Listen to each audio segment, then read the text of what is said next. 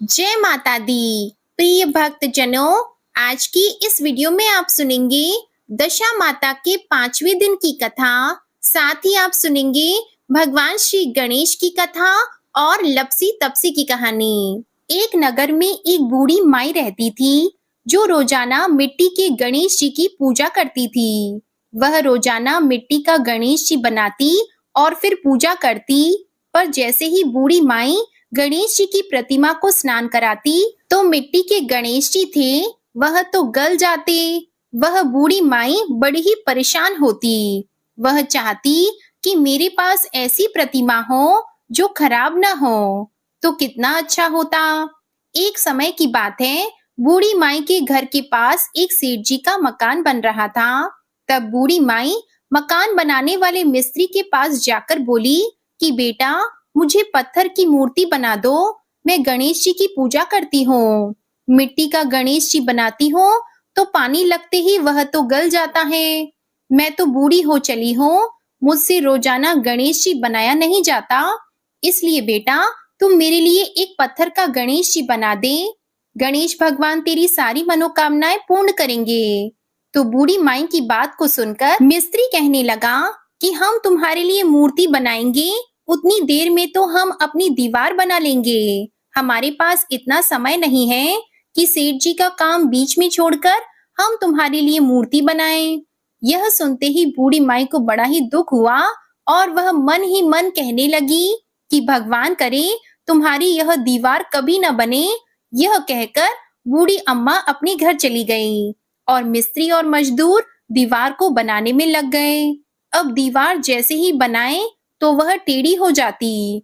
दीवार को तोड़े और फिर से बनाए, पर सीधी दीवार नहीं बनती। इस तरह पूरा दिन एक ही दीवार को तोड़ते बनाते हुए बीत गया। शाम को सेठ जी आए और कहने लगे कि आपने अभी तक कुछ नहीं किया। तो मिस्त्री ने बूढ़ी माई के आने की सारी बात बताई। यह बात सुनकर सेठ जी बूढ़ी माई के पास गए और प्रणाम करके बोले, माँ जी, आप आशीर्वाद दो कि मेरा मकान जल्दी से पूरा हो जाए। मैं तुम्हारे लिए पत्थर का क्यों, सोने का गणेश जी बनवा कर दूंगा। यह सुनकर बूढ़ी माई बहुत प्रसन्न हुई और उन्होंने सेठ जी को आशीर्वाद दिया कि बेटा, बिना कोई विघ्न के तेरा मकान जल्दी से पूरा हो जाएगा। इस तरह सेठ जी ने आकर देखा कि टेढ़ी दीवार थी वह बिल्कुल सीधी हो गई थी। यह गणेश जी का ही चमत्कार देखकर मिस्त्री और मजदूर सेठ जी सारे गणेश जी की जय जयकार करने लगे। सेठ जी ने जैसा कहा था वैसा ही किया। सोने के गणेश जी बनवाकर उन्होंने बूढ़ी माई को लाकर दिए। यह देखकर बूढ़ी अम्मा बहुत ही प्रसन्न हुई और सेठ जी को ढेरों दुआएं देने लगी। उसी दिन से सेठ जी भी गणेश जी के पक्के भक्त बन गए और रोजाना सबसे पहले उठकर स्नान करते, फिर गणेश जी की पूजा करके अन्य काम करते। तो गणेश जी के आशीर्वाद से सेठ जी दिन दुगनी रात चौगुनी तरक्की करने लगा। बोलो गणेश जी भगवान की जय। अब सुनिए दशा माता की 5वीं कहानी, एक साहूकार के 5 बेटे और एक बेटी की कहानी। एक साहूकार था, उसके परिवार में 5 पुत्र, उनकी बहुएं तथा एक पुत्री थी। पुत्री का विवाह हो चुका था परंतु उसका गौना नहीं हुआ था। इस कारण वह भी अपने माता पिता के घर में रह रही थी।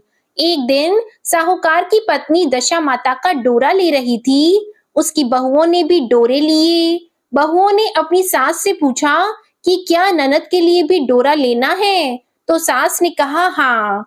इस पर बहुओं ने कहा कि उनकी तो विदाई होने वाली है, यदि व्रत से पहले ही विदा हो गई तब क्या होगा? तो सास ने उत्तर दिया, मैं व्रत का सारा सामान साथ में रख दूंगी, वह अपने ससुराल में पूजा कर लेगी। ऐसा ही हुआ। उसके ससुराल से लेने उसका पति आ गया तो माँ ने बेटी को विधि पूर्वक विदा किया और उसकी पालकी में पूजा का सब सामान रखवा दिया। लड़की जब अपने ससुराल पहुंची तो उसे घर के आंगन में गलीचा बिछाकर बिठाया गया। आस पड़ोस की महिलाएं नई बहू को देखने आने लगी। सब उसकी सुंदरता और गहने कपड़ों की तारीफ करने लगी। किसी की निगाह उसके गले में बंधे डोरे पर पड़ गई। वह बोली, बहू की माँ बड़ी टोटके वाली है। सबकी निगाहें उसकी बात सुनकर उसके गले में पड़े डोरे पर पड़ी। सभी स्त्रियां डोरे के बारे में अपनी अपनी राय प्रकट करने लगी। शाम को सास, ननद, देवरानी, जेठानी, घर की सभी स्त्रियां भी उसी डोरे की चर्चा करने लगी। सब डोरे की निंदा कर रही थी। सुबह से शाम तक डोरे के बारे में सुनते सुनते बहू का दिमाग खराब हो गया। उसने डोरे को गले से उतारकर जलती हुई आग में डाल दिया। डोरे के जलते ही सारे घर में आग लग गई। घर में रखा सब धन धान जल गया। सब आदमी अपने प्राण बचाकर घर से बाहर भागे। अब घर में केवल नई बहू और उसका पति रह गया। बाकी सब भाग गए थे।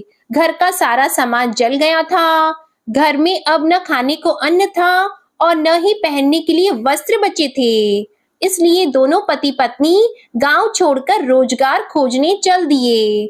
चलते चलते वे उसी गांव में पहुंच गए जहां की वह लड़की थी।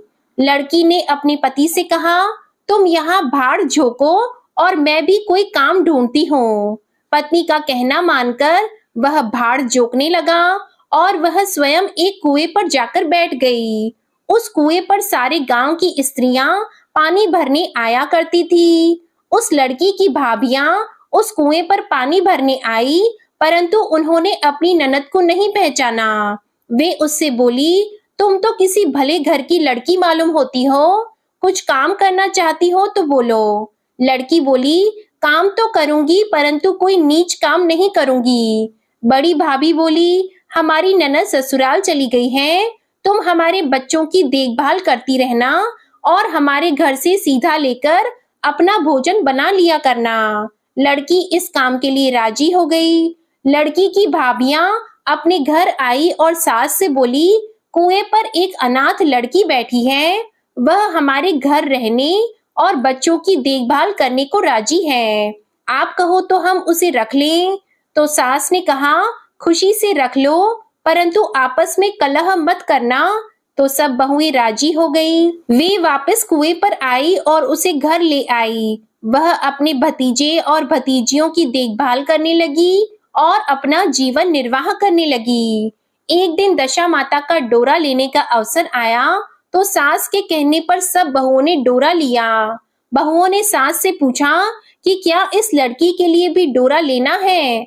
तो सास ने कहा, हाँ। बहुओं ने कहा, इसी प्रकार आपने ननद जी के लिए भी डोरा ले लिया था, परंतु पूजा से पहले ही उनकी विदाई हो गई। अब इस लड़की को डोरा दिलाना चाहती हो? यदि यह पूजा से पहले चली गई तो क्या होगा? तो सास बोली, तुम्हारी ननद ने अपने घर जाकर पूजा की होगी। यह लड़की पूजा होने तक इसी घर में रहेगी तो अपने आप पूजा में शामिल हो जाएगी और यदि कहीं चली गई तो वहां पर ही पूजा कर लेगी। सर्वसम्मति से लड़की ने भी दशा माता का डोरा ले लिया। 9 दिन तक वह दशा माता की कहानी तथा व्रत पूजन करने में शामिल होती रही।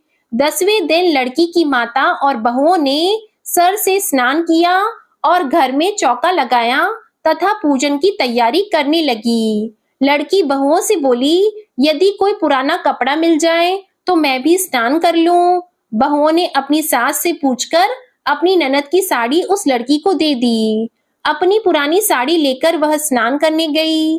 उसने सर से स्नान करके साड़ी पहनी और घर आ गई। घर पर पूजा आरंभ हो गई। वह जैसे ही पूजा के पास आकर बैठी तो बहुओं ने कहा, यह तो हमारी ननद जैसी लग रही है। इस पर सास ने नाराज होकर कहा, तुम्हारे मन में जो आता है बोलती रहती हो। पूजा के समय भी चुपचाप नहीं बैठा जाता। चुप रहो, मुझे कथा कह लेने दो। तुम्हारी बातों से कथा में विघ्न पड़ता है। तो सारी बहुएं चुप हो गई। घर की सब स्त्रियों ने पारण किया। ऐसे ही लड़की ने भी पारण किया।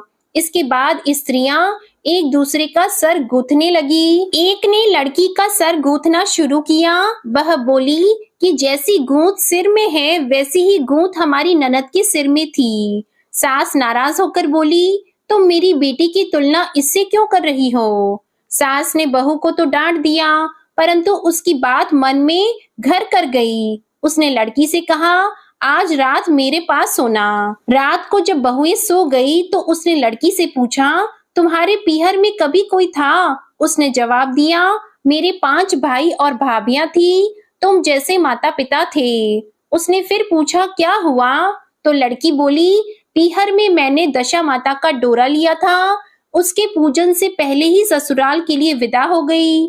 ससुराल में पहुंचकर मेरे गले में पड़े डोरे को देखकर वहां की स्त्रियां हंसी उड़ाने लगी। तब मैंने उस डोरे को आग में डाल दिया। उस डोरे के साथ सारा घर जलकर भस्म हो गया। सब लोग वहां से भाग गए। हम दोनों भागकर इस गांव में आ गए। उसकी माँ ने पूछा कि तुम्हारा पति कहाँ है? तो लड़की ने कहा, वह भड़भूजे के यहाँ भाड़ झोंकता है। दशा माता के प्रकोप से हमारी ये हालत हो गई। वह समझ गई कि ये लड़की कोई और नहीं उसकी बेटी ही है। तब उसने अपने 5 बेटों को बुलाकर कहा कि यह तुम्हारी छोटी बहन ही है। सवेरा होते ही माता के कहने पर 5 भाई भड़भूजे के यहाँ से अपनी बहनोई को लेकर आए। उन्होंने उसको स्नान कराया और उत्तम वस्त्र पहनने को दिए। कपड़े पहनकर वह सुंदर साहूकार दिखाई देने लगा। वह कुछ दिन ससुराल रहकर अपने घर चला गया। घर पहुंचकर उसने देखा कि सब लोग पहले की तरह सुखपूर्वक रह रहे हैं। इसके बाद वह अपने ससुराल आया और अपनी पत्नी को विदा कर घर ले आया। वह अपनी दशा पर विचार करती हुई जा रही थी। मार्ग में एक नदी पड़ी। उस नदी में स्नान करके अप्सराएं दशा माता का डोरा ले रही थी। उनके पास एक डोरा बच गया था। वह अप्सराएं बोली, यदि इस डोली में कोई उच्च वर्ग की स्त्री हो तो उसे ये डोरा दे दें। उन्होंने डोली के पास जाकर पता किया और वह डोरा उस लड़की को दे दिया। जब लड़की अपने ससुराल पहुंची तो सास थाल सजाए, ननद कलश लिए और देवरानी जेठानी अन्य मांगलिक वस्तुएं लिए उसका स्वागत करने के लिए खड़ी थी। नेग दस्तूर हो जाने के बाद लड़की को आसन पर बिठाया गया। आसन पर बैठने के बाद लड़की ने कहा, आप लोगों ने पहली बार दशा माता के डोरे के लिए अपशब्द कहे थे, जिसका फल ये हुआ कि घर के सब लोग बिछुड़ गए तथा घर का धन धान्य जलकर स्वाहा हो गया। बड़ी मुसीबतें उठाने के बाद अब अच्छे दिन आए हैं। आप में से कोई भी अब मेरे दशा माता के डोरे की निंदा करने की भूल ना करें। जब मेरा व्रत हो तब सब श्रद्धा पूर्वक पूजन करें। सब ने खुशी खुशी उसकी बात मान ली। 9 दिन तक व्रत चलता रहा और 10वें दिन विधि पूर्वक डोरे की पूजा की गई। 7 सुहागिनों को न्योता दिया गया। उनका श्रृंगार करके आंचल भरा गया। इस प्रकार दशा माता को पूजन समाप्त हुआ। जिस प्रकार दशा माता ने उस लड़की के दिन फेरे, वैसे ही वह सब पर अपनी दया करें। प्रेम से बोलिए दशा माता की जय। अब आप सुनिए लपसी और तपसी की कहानी। एक लपसी था, एक तपसी था। तपसी हमेशा भगवान की तपस्या में लीन रहता था। लपसी रोजाना 1.25 सेर की लापसी बनाकर भगवान को भोग लगाकर भोजन कर लेता था। एक दिन दोनों लड़ने लगे। तपसी बोला, मैं रोज भगवान की तपस्या करता हूँ, इसलिए मैं बड़ा हूँ। लपसी बोला, मैं रोज भगवान को 1.25 सेर लापसी का भोग लगाता हूँ, इसलिए मैं बड़ा हूँ। नारद जी वहां से गुजर रहे थे। उन्होंने दोनों को लड़ता हुआ देखकर उनसे पूछा कि तुम लड़ क्यों रहे हो? तपसी ने खुद को बड़ा होने का कारण बताया और लपसी ने अपना कारण बताया। नारद जी बोले, तुम्हारा फैसला मैं करता हूँ। दूसरे दिन लपसी और तपसी नहाकर अपनी रोज की भक्ति करने आए तो नारद जी ने छुपकर 1.25 करोड़ की एक अंगूठी उन दोनों के आगे रख दी। तपसी की नजर जब अंगूठी पर पड़ी तो उसने चुपचाप अंगूठी उठाकर अपने नीचे दबा ली। लपसी की नजर जब अंगूठी पर पड़ी तो उसने ध्यान नहीं दिया और भगवान को भोग लगाकर लापसी खाने लगा। नारद जी सामने आए तो दोनों ने पूछा कि कौन बड़ा है? तो नारद जी ने तपसी से खड़ा होने को कहा। वो खड़ा हुआ तो उसके नीचे दबी अंगूठी दिखाई दी। नारद जी ने तपसी से कहा, तपस्या करने के बाद भी तुम्हारी चोरी करने की आदत नहीं गई है, इसलिए लपसी बड़ा है और तुम्हें तुम्हारी तपस्या का कोई फल भी नहीं मिलेगा। तपसी शर्मिंदा होकर माफी मांगने लगा। उसने नारद जी से पूछा, मुझे मेरी तपस्या का फल कैसे मिलेगा? नारद जी ने कहा, यदि कोई गाय और कुत्ते की रोटी नहीं बनाएगा तो फल तुझे मिलेगा। यदि कोई ब्राह्मण को भोजन करवाकर दक्षिणा नहीं देगा तो वह फल तुझे मिलेगा। यदि कोई साड़ी के साथ ब्लाउज नहीं देगा तो फल तुझे मिलेगा। यदि कोई दिए से दिया जलाएगा तो फल तुझे मिलेगा। यदि कोई सारी कहानी सुने लेकिन तुम्हारी कहानी नहीं सुने तो फल तुझे मिलेगा। उसी दिन से हर व्रत कथा कहानी के साथ लपसी और तपसी की कहानी भी सुनी और कही जाती है। प्रिय भक्तजनों, आज की वीडियो अगर अच्छी लगी तो इस वीडियो को लाइक कीजिएगा, शेयर कीजिएगा। चैनल पर नए हैं तो चैनल को सब्सक्राइब कीजिएगा और दशा माता की पहली, दूसरी और तीसरी कहानी भी हमारे चैनल पर जरूर सुनिएगा। जय माता दी।